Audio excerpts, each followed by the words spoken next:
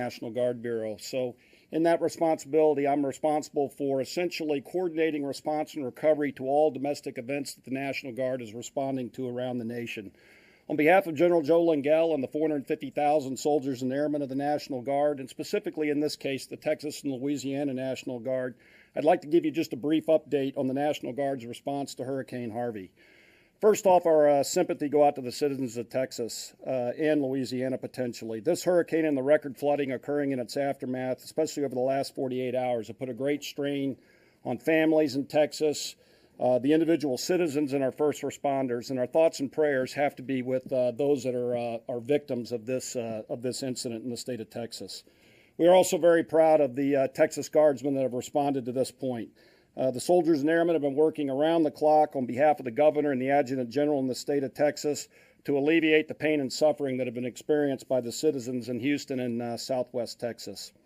I'd also like to emphasize up front that as we talk about National Guard response, the training and equipment the National Guard receives for our federal mission to fight the nation's wars also make it possible to be very good, especially as we rapidly respond to states' needs domestically.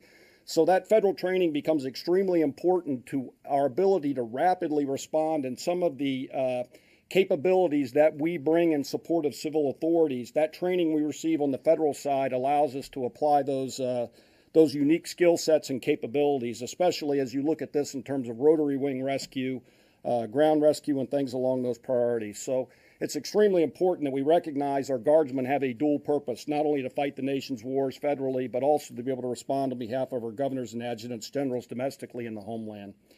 The priorities for the Texas National Guard have remained the same over approximately the last 48 hours as they continue to support civil authorities in the state of Texas. Life-saving and sustainment, specifically search and rescue, both ground and air rescue, remain at the top of the list. Property protection, as we support not only security but presence missions around the state of Texas and specifically in the city of Houston in support of local, state, and federal law enforcement. And then as we continue down this, the Guardsmen also support shelter operations and route clearance operations in terms of starting towards the recovery phase once we start to get out of the response phase. There are currently 3,000 Texas Guardsmen on duty today. They'll be growing to approximately 4,000 over the next 24 hours. The governor of Texas has requested a military police battalion and Air National Guard security forces to assist local, state, and federal law enforcement, specifically in the heavily flooded areas. That big metropolitan area around Houston is where we think most of that assistance will be required. Secretary Mattis on Sunday approved the dual status commander in Texas, that is Brigadier General Pat Hamilton. He is in place in the dual status commander in command of both the National Guard forces in the state of Texas and any Title X or federal response forces that would be coming on that. So we do have unity of command and unity of effort underneath our dual status commander in the state of Texas at this time. Texas has already used over 500 vehicles, including 200 high-profile vehicles. Those are able to go through 2 and 3 feet of water, with more than 200 more ready, and we can posture additional high-profile vehicles from surrounding states to be able to come in at Texas' request upon need. There are currently 30 National Guard helicopters in the fight, approximately 30 National Guard helicopters, supporting not only airborne search and rescue efforts with hoist capacity, but also supporting medevac capacity where required. 24 more have been requested by the state of Texas through the emergency assistance compacts and will be en route to Texas today, and there's a potential that we could grow up to 100 helicopters as required by the state of Texas as we continue to respond to the historic flooding around the Houston area. These include both Air National Guard and Army National Guard rotary wing assets. In terms of rescues, and I want to be careful when I talk numbers in terms of rescues, obviously these are very fluid. As you all see, there's a great deal of rescues occurring around, by the minute. But those that the National Guard has either directly done or supported civil authorities for, those include over 3,500 personnel rescued. Most of those, as you see, have been by some type of boat, but these also include almost 300 hoist rescues, which, as you know, are very technically difficult in terms of hoisting people off roofs where they're inaccessible by any other method. There's also almost 300 animal rescues that have occurred as part of this. So it's not only the humans associated with it, but obviously the pets, and as we continue to alleviate the pain and suffering that the citizens of Texas are experiencing right now. I don't want to leave Louisiana out of the equation. As this storm continues to move across the Gulf again and potentially make what has been called a third landfall, Louisiana is posturing capability in advance of it. There are currently 400 soldiers and airmen in state active duty in the state of Louisiana. The state continues to pre-position equipment and materiel in advance of anticipated large flooding across especially the southwest portion of Louisiana there. The governor has not requested a dual status commander yet, but the Louisiana National Guard has pre-identified a dual status commander in the event that Title X forces look like they will be required in the state of Louisiana. We anticipate Louisiana will also request a dual status commander, as Texas has already done. I would like to emphasize before we go to questions that this will be a long-term effort. You know, usually when the Guard responds to hurricane-type events, normally we talk about that first 72 to 96 hours where life-saving and life-sustainment really takes place, and then we're really into a recovery effort. Due to the nature of this storm, as it spun across southwest Texas for days and dumped record or historic levels of rainfall across southwest Texas, our response to this hurricane has been very different than we've looked at before, and the planning associated with that had to be different because of the nature of it.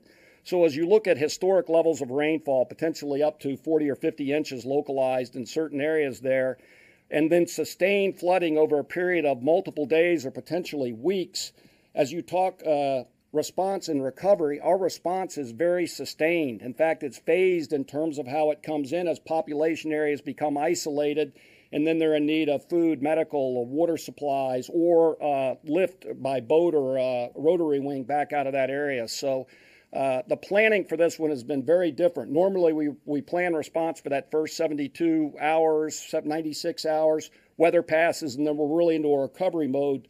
We will be doing life-saving and life-sustaining efforts for a much longer period due to the nature of this storm. And then all the associated command and control structures as the Department of Defense looks at ramping up capability, because the demand signal is not right there immediate and then draws off during the recovery phase. This will be a sustained demand signal for DoD forces over time. So not only the National Guard, but the Title X forces underneath the dual status commander, this will be a unity of effort over a sustained period by the entire Department of Defense in support of civil authorities to ensure that we can continue to do all those life-saving and life-sustaining pieces, again, for periods of days, if not weeks, before we're into the recovery mode. So the planning associated with that, we've sent a large planning team down to assist Texas, in terms of the national capabilities, so that Texas is fully aware of everything that the Department of Defense has postured under U.S. Northcom on the Title X side, and then all those additional capabilities that could come from surrounding states on the National Guard side to be able to add to that. Just to give you a round figure of numbers, we are looking at posturing just on the National Guard side an additional 20 to 30,000 soldiers and airmen that, if requested, could be brought in. And those capabilities include engineering capabilities, high-profile vehicles, additional rotary wing assets.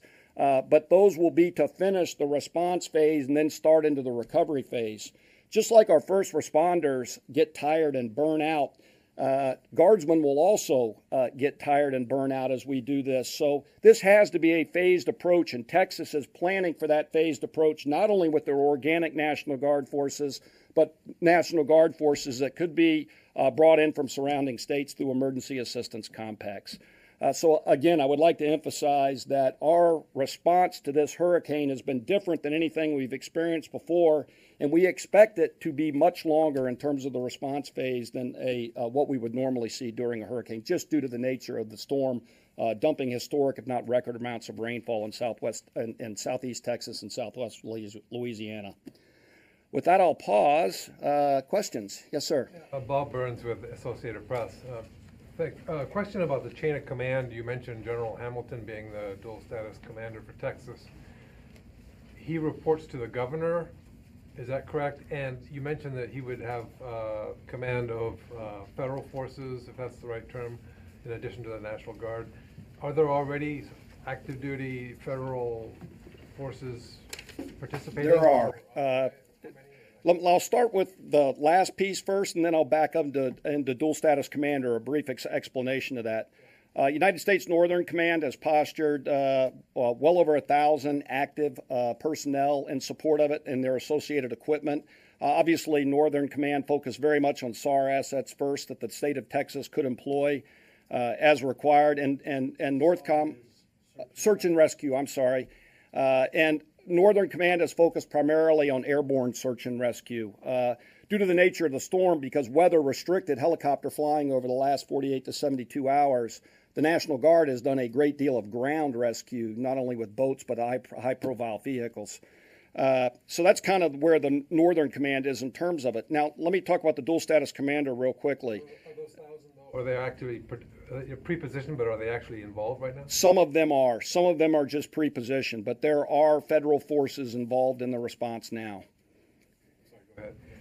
For dual status command, the dual status commander, hence by the name, has a responsibility to report through two channels. So the dual status commander provides the unity of command and unity of effort for the response and recovery for all DoD forces in support of civil authorities. He or she has the responsibility then to report on the federal side or Title X side to U.S. Northern Command, and on the National Guard side to the governor or the adjutant general of, in this case, Texas, so of their state. So there's a single dual status commander per state as we look at the response, who will then coordinate the command and control of all DoD forces in support of civil authorities. The dual status commander also has what we call a Title X deputy. So the dual status commander has a active duty soldier or airman that works directly for him or her that is also responsible primarily for the reporting on the federal side or Title X side of the House. Yes, ma'am. Could you still go back over some of this? So does this dual status command that Abbott and the Secretary agreed to, does this now solve the issue of, do you have all the requests from the governor for federal Title X military assistance that you need? I understand it goes through FEMA and then it's farmed out to whoever can fill the request. But do you still need something from Governor Abbott in order to do more Title X assistance? Or do you have everything when did Governor Abbott say, I want Title X help? Well, there's really, I'll try to make this as simple as I possibly can. There's a joint field office that's combined with the federal coordinating officer, who's the lead federal entity, the state coordinating officer, who represents the state of Texas, and then the defense coordinating officer. So that trio essentially generates the demand signal. Now, most of it, the demand usually comes from the state side. So the state coordinating officer will look at shortfalls amongst the civilian capability to be able to respond to a disaster. Once those shortfalls are identified, normally they look to DoD for the response. Usually inside the state, they'll look at their organic forces within the National Guard first. And then once shortfalls further are identified, the request for assistance then comes in through the defense coordinating officer into the joint staff here in the Pentagon for sourcing of not only active forces, but potentially Army Reserve or Air Force Reserve forces. So the entire weight of DoD, and Secretary Mattis, I think, has been very clear that if it's required from the Department of Defense, it will be provided. So the shorter answer to your question, though, is it depends on the governor and the state to ask for the assistance. So not only for National Guard forces, but for Title X or federal forces, it has to be identified. But normally there's some type of analysis done for where the civilian authorities no longer have the capacity for the response and recovery. Right, Yeah. I appreciate that. I guess let's cut to the chase here. Are you getting timely requests from Governor Abbott? Are you getting everything you need from the state in order to have a rapid, active duty federal military response? Is this going fast enough? I mean, you see people in the water now for days. Absolutely. In many cases, Is the governor giving you what you need? the governor asked for assistance, and everything we believe in the analysis we've done, that everything Governor Abbott has done in terms of asking for assistance, especially as you look at the weather impacts. So, when you look at search and rescue, we had a hard time of putting up rotary wing assets in terms of the search and rescue. So weather, a phased approach, and then literally civilian authorities recognizing the magnitude of the event in Texas and then asking for the assistance. Has the magnitude been recognized fast enough? That's debatable. I'd say that in many cases it has been, but anytime you look at a historic or record flooding like is occurring here, like I said, normally even our all hazards planning that we do at the state level in concert with the state wouldn't have accounted for this magnitude. So if you're looking at an event that only occurs every few hundred years, the planning that would have normally occurred for that probably wasn't here. So in many cases, the request for assistance, not only for the National Guard but federal forces, may not have been anticipated quick enough. But we're providing everything we can as quickly as the state asked for it, including pre-posturing, like I talked about.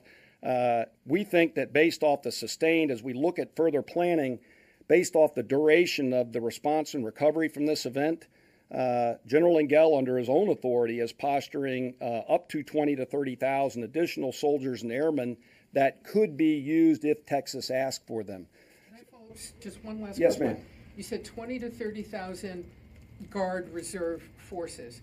I'm specifically referencing National Guard, but if there's shortfalls on there, then they could be sourced with federal forces or Title X Well, forces. that's exactly what I want to ask you. He's identified that he might need 20 to 30,000 National Guard forces over time for response and recovery.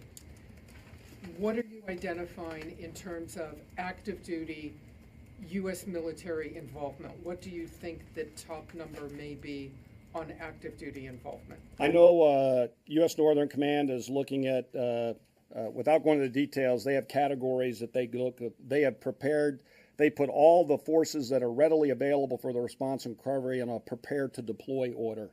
So all those Category 2 and Category 3 forces and their planning efforts have been put on a prepared to deploy order so that those units have been pre-identified and are ready to go. And then when Texas asked for them, they would be included in the overall Department of Defense response. And how many ballpark is that? Ma'am, I don't know that number off the top of my head. I know that they're postured to go to 2,000 over the next 24 to 48 hours. And that's just personnel. And obviously they'd have associated equipment with that. Thank you. Yes, sir. General, I'm Paul Shinkman with U.S. News and World Report. Can you break down where the funding for all this is coming from? And do you have any estimates on how much it's cost so far? How much it's I going don't to have an cost? estimate on what it has cost so far. Most of the response, I'm talking National Guard response to date, has been in a state active duty status, meaning that the state bears the cost of the National Guardsmen being called into state active duty. So right now it is essentially a state bill, but with a presidential declaration and the associated Stafford Act with that, there will be a FEMA reimbursement to the state for the employment of the National Guard in the response and recovery. And normally FEMA will reimburse the state at a minimum of 75%, and depending on the event, sometimes higher. Does that answer the question? And no sense yet on how much it has cost, how much it's going to cost? No. We can do a rough accounting in terms of the personnel. So when you talk pay and allowance for personnel, we can kind of run those numbers relatively quickly. I don't have a roll-up of that yet. And then the use of the equipment is also reimbursed because the equipment is federally procured. So as the Guard utilizes the equipment, there's a reimbursement factor that goes with the equipment also. And then separately, there have been some reports about how crowded the airspace has become, just given all of these search and rescue aircraft that Yep. are currently there and many more that may come. Can you talk about some of the effort that's been underway to prevent that from? Absolutely. There has to be an airspace control order, something that gives some type of, and especially as the weather clears over the next 24 to 48 hours, the potential for rotary wing rescue, or some type of informational awareness type platforms, fixed wing platforms with sensors on them that are trying to do assessment of the damage or any other recovery efforts that need to take place. There's usually an airspace control order that we work through the state initially, but then it's also got to have full awareness of 1st Air Force or Air Force Northern, which is headquartered at Tyndall Air Force Base, especially in terms of the Rescue Coordination Center and how we actually deconflict the airspace there, because obviously we don't want to, we're trying to help the citizens of Texas and potentially Louisiana, so we have to be able to break up the airspace so that we're not actually, whether it's deconflicted by geographic grid or by altitude, but there needs to be some type, and that is in place. And it'll become more important as more helicopter assets come into the joint operating area over the next couple of days. There have been some reports about the use of private drones causing personally owned drones. Yeah, if I could, on behalf of the Department of Defense, private drones, as we are using military assets to respond in recovery and civilian assets to respond in recovery, the potential for drone impact is a big deal. And as much as possible, if we could keep civilian drones out of the crowded skies that are already crowded with people doing response and recovery efforts, that would certainly be helpful, because those present a hazard for our crews operating those helicopters in the region. Yes, ma'am. Can you give us an idea of the scope of the area that you're having to do search and rescue, and how many homes you estimate still have residents that might need your assistance? I don't have, in terms of square miles, I don't have those numbers. I'm sure that Texas is looking at that in terms of it, including the numbers of households. Obviously, it's easy to look at the Houston metropolitan area and talk about the 6 million or so people in the Houston metropolitan area. But there are many other areas that were impacted by the wind as the shore originally came ashore, with a great deal of devastation and then flooding across southeast Texas. And then as we head into the next 48 hours, flooding in southwest Louisiana. So it's hundreds of thousands of homes, and I just can't put a magnitude on the square mileage or number of homes. I'm sorry, I don't have that number. Yeah. If we could you also just state your organization that you're with and your name, so that way. Oh, sure. Yeah. Tara Cop Military Times. And also to go back to the currently 1,000 activated that are doing the SAR missions, what other Title 10 forces are on prepare to deploy status? And of the ones that are in this kind of first wave, how many total do you think are active and participating now? I do know that Northern Command has, through Army North and San Antonio, over 1,000 personnel. That's all I have awareness of right now. I'm just trying to help the National Guard do their response side of it. But underneath the dual status commander, there needs to be unity of effort and unity of command. So everything that the U.S. Northern Command has postured for this response will be given to the dual status commander for them to be able to include into the overall effort. I hope that comes close to answering the question. I just don't have visibility on the total numbers of personnel and equipment that have either been already employed or are postured to be employed. Obviously, the active component has a great deal of capacity at Fort Hood. There's other DoD installations there, and even our reserve partners have capability that is postured in Texas that could be used for response if the governor and adjutant general needed, or the dual status commander. How does the activation of National Guard assets now compare to the response to Katrina? At the height of Katrina, there were approximately 50,000 guardsmen and a little over 20,000 active component forces. I anticipate, you hate to be predictive because this will depend on the magnitude of the storm. There will probably be a similar ratio, but to make an assumption that there won't be federal or Title 10 forces at all is an incorrect assumption. I'm sure Secretary Mattis would want to emphasize that this is the entire Department of Defense, including non-federalized National Guard and active forces required to help the citizens of southeast Texas and southwest Louisiana. Yes, sir. Sir, yesterday there was the governor announced he was going to call up the entire Texas National Guard, and yet you were saying that, I guess, calling up, what, 4,000? Up to 4,000 over the next 24 hours. So the Governor Abbott, as you look at available force, by the way, the Texas National Guard is about 19,000 soldiers and airmen. Governor Abbott specifically wanted to ensure that those, obviously the Department of Defense is engaged around the globe in terms of current operations. That includes the Texas National Guard. So those forces that are federally deployed or have just returned from employment or getting ready to deploy are unavailable to essentially to the governor for response, especially those that are already deployed. So as you look at those numbers, what Governor Abbott had available left with organic National Guard forces was approximately 12,000. That is the full weight that the Adjutant General in Texas has been authorized by the governor to bring on. Due to the nature of the storm, especially as they phase in capability, that could build up to that 10 or 12,000 point across the next few days. But forces that are already in the fight may need to be replaced. So I can't say that there'll be some day out there Sunday or Monday next week that there'll be 10,000 Texas Guardsmen. Some of them might already be replaced as Texas looks at a phased approach to the response and as they head into the recovery. Does that help with the numbers? Okay. There's a lot of the capability, for example, bridge building companies are in the Army Reserve. Yep. Can you call on those assets? Well, it would be basically the state of Texas would look at shortfalls and they'd put a request for assistance in, which would come into the Joint Staff here in the Pentagon. And it would be validated, so as the request came in, as the Department of Defense sources capability to be able to respond, it could be Army Reserve or Air Force Reserve or active forces. So the joint, in fact, sometimes it's a misnomer. You can actually put guardsmen on Title 10 in terms of domestic response. So the Department of Defense or the Joint Staff also has the choice to pick guard units to put on Title 10 to answer the request for assistance. Now, normally, since the Texas Guard is the one that's responding in this case, normally the Department of Defense is not going to pick a Texas Guard unit because they know they're being used in a non-federalized capacity. So I hope that comes close to answering it.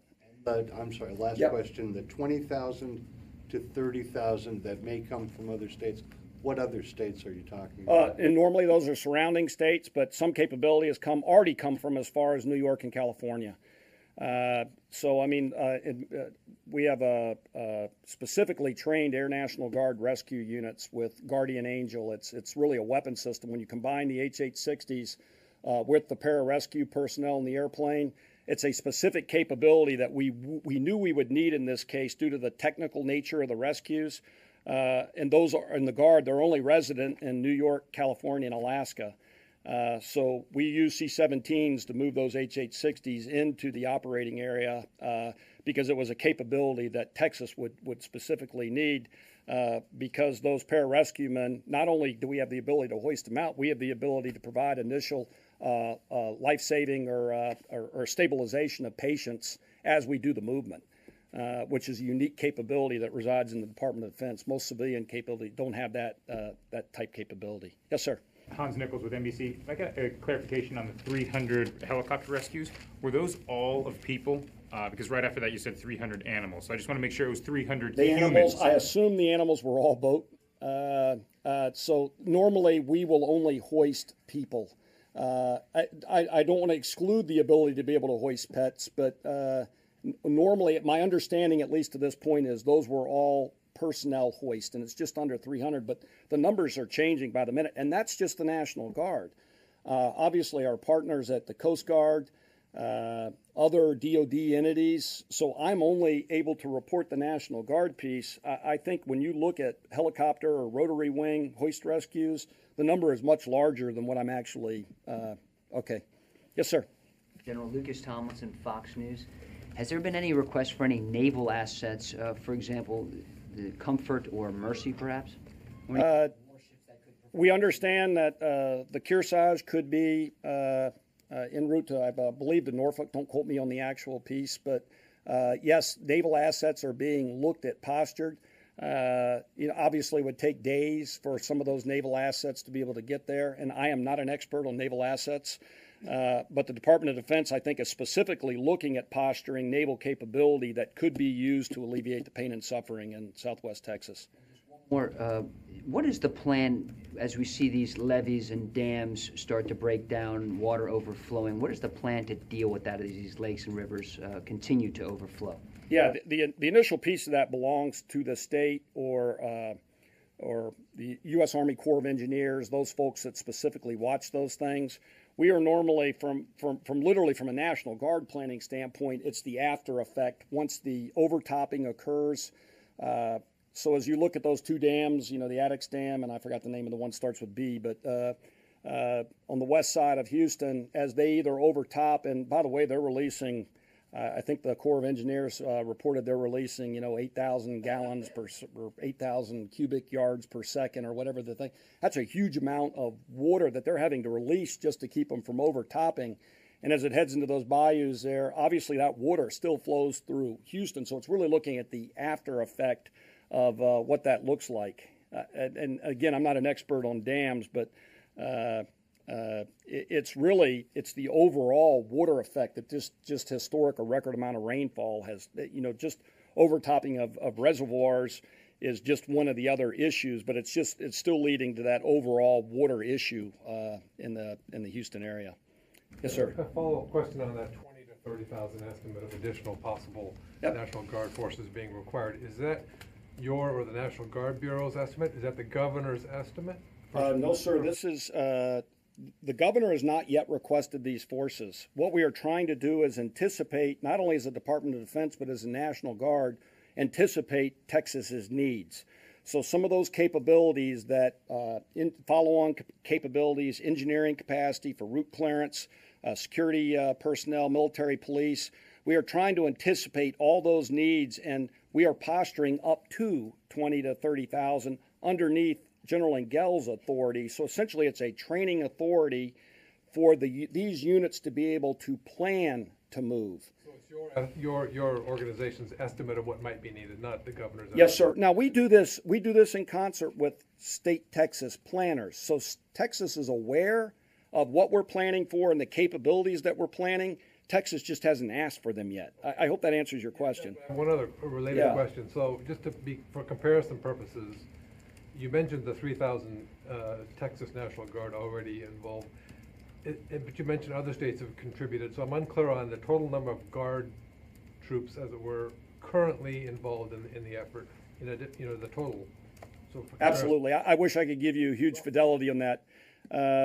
You know, roughly, I'd say it's 3,500 today. I mean, as of this minute, but that would include forces that are already through emergency assistance compact being employed by the state of Texas. Yeah, and that number will grow along with the Texas Guardsmen, including federal forces too. That number will grow as more DoD personnel. You know, as the department looks at the full weight of effort that it can bring to alleviate the pain and suffering. 3,500 total, including Texas Guard. Yes, and that's approximate number, and that will change significantly throughout the next 24 hours. Let's go to the back of the room. Yes, ma'am. Hi, Kim Dozier with the Daily Beast. When you hear Houston city officials talking about 450,000 plus people being displaced or affected, and the number of rescues ongoing and the need for them rising by the hour, I think the reason you're getting so many questions from us about why haven't extra military forces been called in by the state, it seems like people's lives are being put at risk because you're not flooding the zone with all of the available forces. Yeah, as the weather clears and, you know, and a lot of this, when you look, the same flooding that's impacting these people and isolating them also prevents military assets and even civilian capability from being moved into support. So due to the widespread flooding, there are so many arteries that are literally impassable even by high-profile vehicles. So in many cases, it's the inability for military personnel to support the civil authorities or the first responders, but in many cases, the first responders can't get there.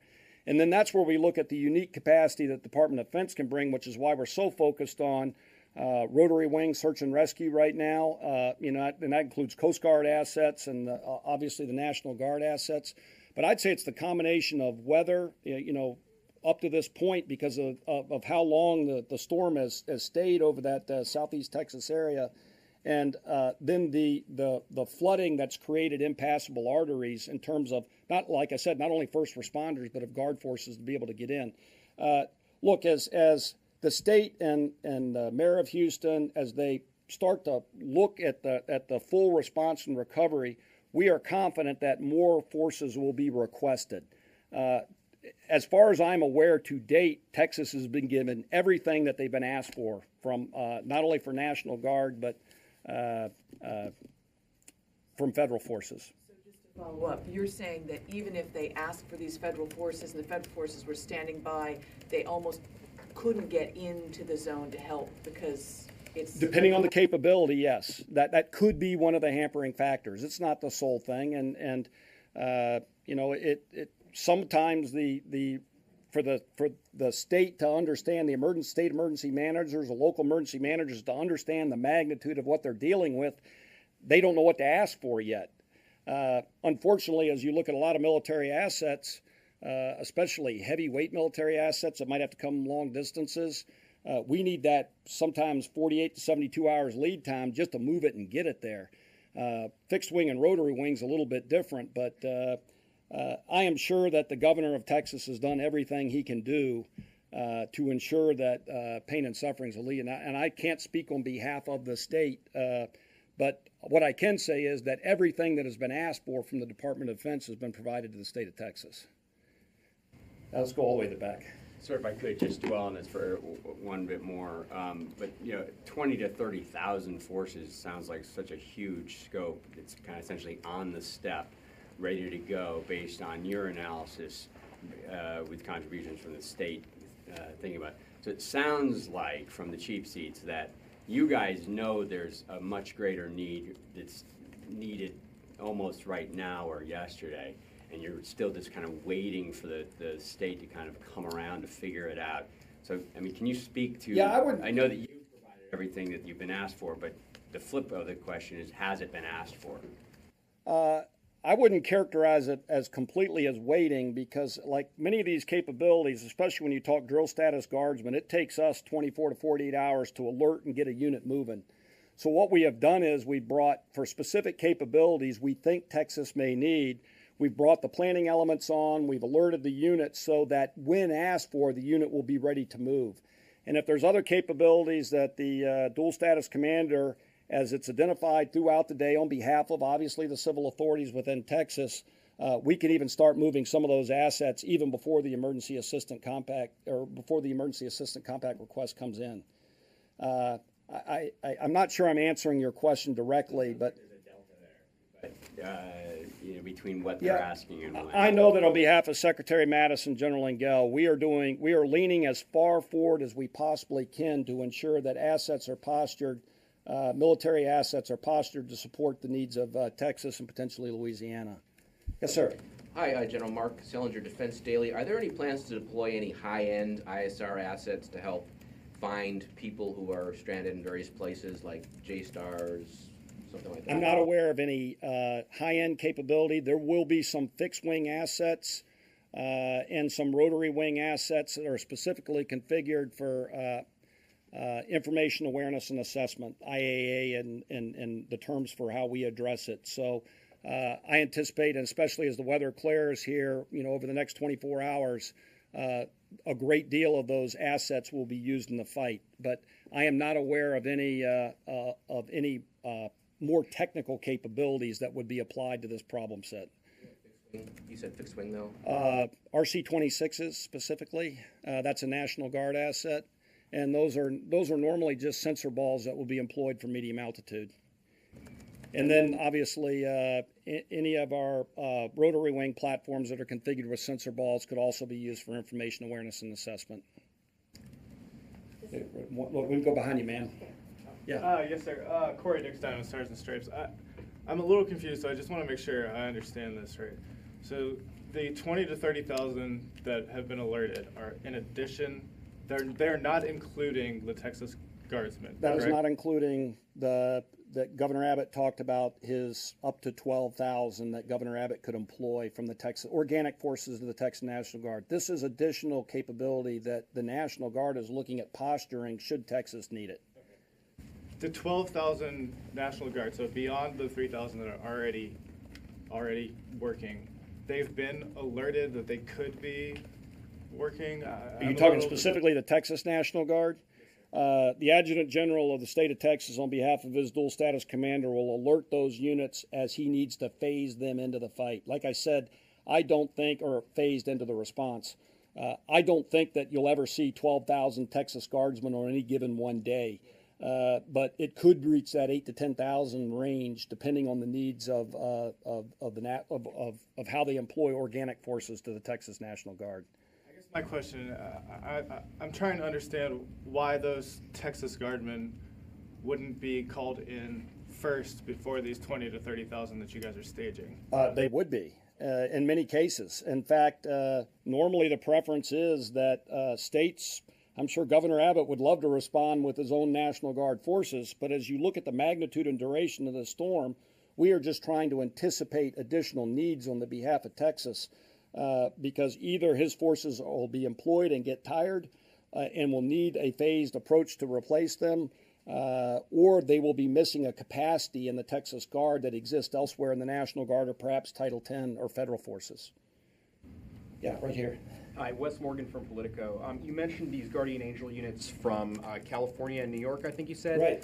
Are there other parts of the military that can also do this kind of hoist operation stuff, and are they already doing it? I mean, Absolutely. The active component of the Air Force has the same capacity. It exists both in the not only the Guard, but the Air Force Reserves and the Air Force. So as you talk H-860s with Guardian Angel or the pararescue folks, in fact, that same capacity has been pre-positioned for Moody Air Force Base in terms of being able to respond, and I'm just not aware if they've been employed yet or not. And has the Air Guard contingent been called on at all, or no? Not to my knowledge. They remain pretty busy in the summertime in Alaska doing rescues of their own. They're called on almost daily just in the state of Alaska. Yes, ma'am. I know you didn't have at the top of your head which other states are involved. Can we take that for the record so we can find out exactly how many states are involved in this rescue effort? And then also, do you have any tips after 3,500 rescues? Should a citizen from Louisiana in the coming hours or Houston come under the need for assistance and rescue, what should they do? What advice do you have for them? Well, we always try to echo what civil authorities, either in Houston, so we will always echo their messages in terms of that. But you know, it's obviously if you're going to travel and you're going to travel through water, turn around. It's obviously not worth going through. The rescues, it's get to the roof, not the attic. You know, we can see you when you're on the roof, and there's potential to be trapped in your attic. So, and again, these are just messaging, the same thing the civil authorities, specifically in Houston, have been doing. And then call 911. And we've been told that if you call 911, it may not be answered right away, but stay on the line, and eventually they're going to get to you. And then that information is then passed on to the Rescue Coordination Center, the National Guard, and even the Coast Guard. You know, the Coast Guard has actually been taking, I believe, some of those 911 calls when it backs up in the civilian system to ensure that everybody that needs some form of rescue is able to get through a 911 system to alert civil authorities that they need help. Okay, we've got time for two more questions, please. Yes, ma'am. You mentioned that the Guard has rescued 3,500 people. The Coast Guard has reported 3,600 people. So altogether, are we looking at 7,000 rescues, or is this one? Look, I think especially as you look, Texans helping Texans, and when you look at the magnitude of the number of kayaks and boats that have been out in some of these flooded areas, it's literally getting people to the point of high ground or a collection point where they can then be moved to a shelter. In many cases, the Guard is supporting not only the movement to the shelters, but the shelter operations. The Department of Defense can probably numerically, I mean, the number I have the most confidence in is the number when we do a hoist. When we actually pluck people off of rooftops that are in need, I have pretty high confidence in those numbers. But when you talk about the number of people that are being moved by boats, at best, the Department of Defense will be going to be a round number where a Department of Defense asset has been used in support of civil authorities to move those people. But I'd say, you know, when you look at especially the population of the Houston metropolitan area, I'm not sure we can fathom the number of people. So to actually use a number, I am hesitant to do it. I can say that in the National Guard, using assets that we have, primarily boat assets, that's the number that we have been reported to by the state of Texas. So I'm just echoing a number that Texas provided for us. But when you look at the magnitude, especially the number of first responders with boats and the number of just citizens helping citizens, I'm not sure we can count the number of what you would really call rescues. The technical rescues, those where we're doing hoist capacity, I have relatively high confidence in the numbers. Does that come close? Yes, sir. General Ryan Brown, CNN. Thank you for doing this. Do you have confidence that the 20 to 30,000 troops that are being postured in pre-position will be called in by state authorities in the near term? I can't tell you that for sure. It's going to depend on the magnitude and how long the storm lasts. And then literally what the first responders in the state of Texas needs. I can't predict to you because even in the Houston area, some of our first responders were victims themselves. So as you look at additional capacity to the civilian authorities within even the Houston area, I can't tell you how many of those first responders were unable to get to work because they were also victims. And then at what point, as the Department of Defense comes in to help civilian authorities, at what point we'll need to replace our own forces. So these are capabilities that are being postured in the event that they're needed. We just wanted to ensure that there was no delay when the governor in the state of Texas asked for a capability, the department could be able to provide it, and that the National Guard could provide those capabilities. And I'm sure that Governor Abbott and the Adjutant General in Texas, Major General John Nichols, they're looking at the exact same thing for their organic forces, and ensure that they're phased in and that they're looking at not only the health and welfare of their own soldiers and airmen, but at what point do I need to actually look at a phased approach to how I do the response and recovery. General, can you talk about the contribution of the Cajun Navy or Houston residents in providing local search and rescue? Can you talk about that contribution? I can't. I'm sorry. I'm only aware of open source media reporting on it, so I really can't talk to any of the effects of that. We need to keep on schedule, sir. And if you have any final comments? Oh, hey, thank you all so much. I know that on behalf of General Engel and the Texas National Guard and the Louisiana National Guard, we are very focused. General Engel has said this is our number one priority, not only for our staff here in the Pentagon in Washington. Normally, we are a strategic staff in support of our boss, who's a member of the Joint Chiefs, but in this case, we become very operational in terms of how we provide and plan to be able to support our states that are in need out there. In this case, as the Texas and Louisiana Guard comes in support of their citizens, General Engel just wants to ensure that the full weight of the National Guard, and I'm sure Secretary Mattis would do the same for the Department of Defense, that every military asset that can assist our civil authorities in terms of the response and recovery from Hurricane Harvey is put in place. Thank you all so much.